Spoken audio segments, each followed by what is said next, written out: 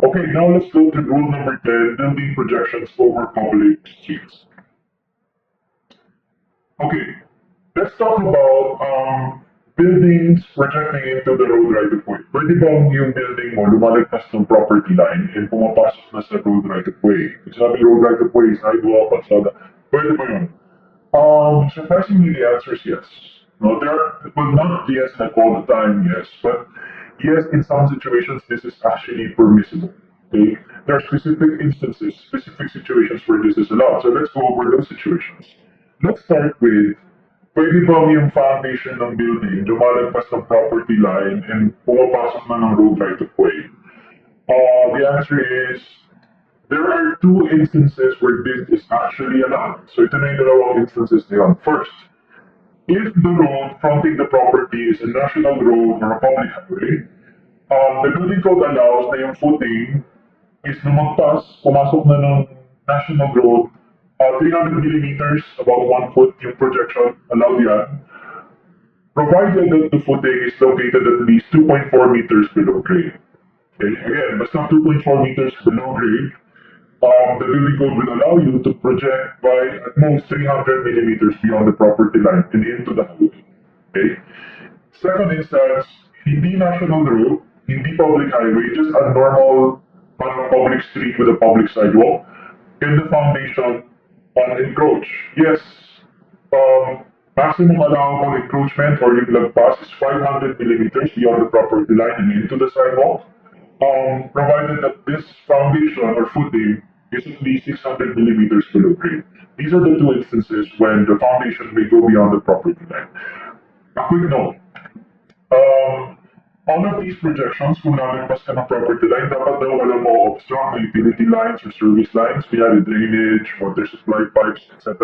Mga ganyan, wala ka ng patatamaan unless you're willing to pay for the cost of rerouting those utility lines, which I don't think you should be willing to do that. That's a lot of money. No, and that's a big hassle. Like, do you really need to do this? Anyway, so that's the requirement. Another important thing that I hope you noticed is, in no case, hindi, never inallow na yung foundation mo pumapasok sa mountain ng kapitbahay. Walang ganun tayo kinakontemplate here. Only the road right of way in front, yung pinag-uusapan natin.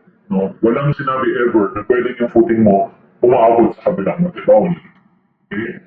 Another instance where the building is technically projecting beyond the property line is arcades. No, arcades. I don't know ito. May drawing dito ng arcade. Medyo complicated yung drawing nila, unfortunately. Pero focus kayo sa side na to. Sa side muna nito. Okay? So ito yung building yan. May sidewalk. Nakatayo yung tao on the sidewalk. And then this is the carriageway. Okay? An arcade is itong portion na to ng building. Naka-project siya. Take note ito yung property line. Ito yung property line. Nakalagay yun. Well, hindi ko alam kung ba't nakalagay public. Basta ito yung property line. Here, ito na to, road right of way na to, yun yung sinasabi nila. This is not part of the property anymore. Public sidewalk na to, public carriageway na to. Yung arcade structure is that part of the building that projects beyond the property line and into the road right of way. Usually, above the sidewalk. Ito yung arcade. Is this allowed?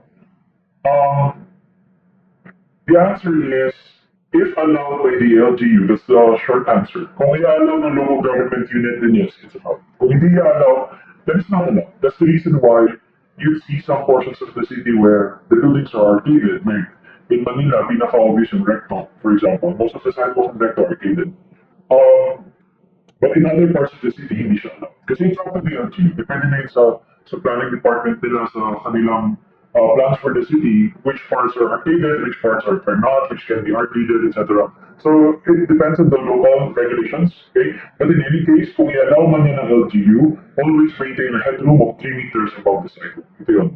Always maintain this headroom, minimum headroom of 3 meters above the sidewalk.